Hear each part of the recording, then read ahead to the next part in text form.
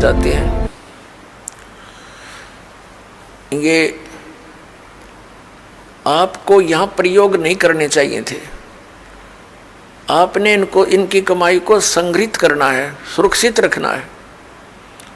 किसी को आशीर्वाद नहीं देना, किसी को कोई दुआ या बद्दुआ नहीं देना। बद्दुआ दोगे तो भी आपकी पुण्य अक्षीण होंगे, और किसी को आशीर्वाद दोगे तो भी आपके भक्ति कमाई समाप्त होगी, खर्च होगी। अब जैसे कोई एक पहिए से, एक टायर से हवा और दूसरे टायर में भरे, वो कितना बुद्धिमान है, दोनों कंडम, वो युद्ध है इसका। ये बुद्धिमान व्यक्ति ऐसे काम करता है, उसको सलाह देगा भाई यहाँ से जाइए, वहाँ आगे एक हवा भरने का यंत्र है, आप वहाँ से हवा भराइए, दोनों का काम चले। तो इस प्रकार हम अगर आशीर्वाद दे देते हैं तो हमारी पूंजी नष्ट हो जाती है, भक्ति। अब ना उसको लाभ, उसको थोड़ा सा लाभ उसको होगा और आप यहीं रह गए, दोनों चौड़ चपट, क्या फायदा।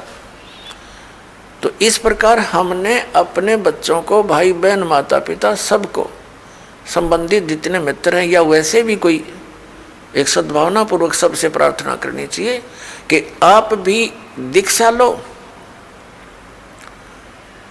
और अपनी हवा आप भरो।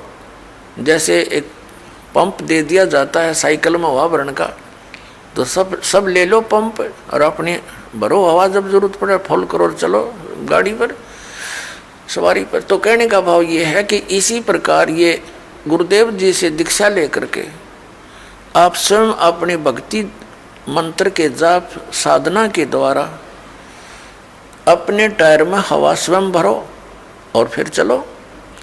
तो इस प्रकार आप जी ने अब ना किसी को आशीर्वाद देना है, ना किसी को बद्दुआ देनी है, दोनों में हमें हानि है। पहले क्या था, इस काल का जाल है। आप देखते हो बुजुर्ग बड़े छोटों को आशीर्वाद देते हैं और बड़े उनके चरण छूते हैं, क्योंकि पहले जो एक आपने देखा होगा एक पाग सिस्टम है। पाग जैसे पिता की मृत्यु के उपरांत बड़े पुत्र को एक पाग बांधी जाती थी, पगड़ी, और फिर वो पिता वाले कर्म वो करता था। आप पिछला इतिहास देखिएगा तो उसमें क्या होता है कि वो आशीर्वाद देने वाला अपनी पूंजी नष्ट करता है और उनको आशीर्वाद देता। जैसे आपने देखा होगा एक पुत्र वधू अपनी सास के पैर दबाती है, या किसी और बड़ी बूढ़ी के उसके पास बैठी है उसके पैर छूती है, वो उसको दुआ देती है, पुत्रवती हो, तेरे बेटे हो, पुतों फड़िए दूध दो, नहाइए, इस तरह के देते हैं। तो वो बुढ़िया के पास जो चवन्नी थी वह तो पुत्र वधू को दे दी, आप खाली होगी, आगे चारदर है ही नहीं। तो इस प्रकार हमने अपनी इस भक्ति को बर्बाद नहीं करना है, ना किसी पुत्र वधू को आशीर्वाद देना है। पुत्र वधू को भी परमात्मा से जोड़ दे, बेटी अपनी कमाई कर और तेरा भी कल्याण हमारा भी कल्याण होगा। अपने आत्माओं,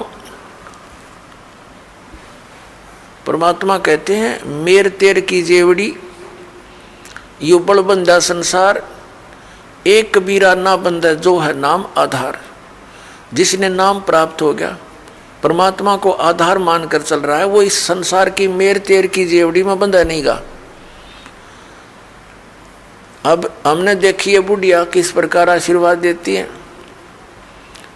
जब पुत्र वधू का उसकी अच्छा मेल सा है तब तो आशीर्वाद दे रही है, तेरे भाई जियो, तेरे भतीजे जियो, और तू बूढ़ सुहागन हो। बूढ़ सुहागन माने मरा इतना तेरा पति नहीं मरा, वृद्धावस्था तक सुहागन बनी रहे।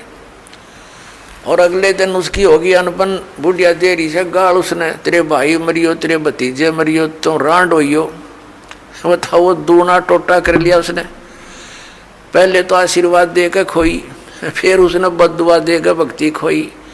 तो ये कोई बात हुई?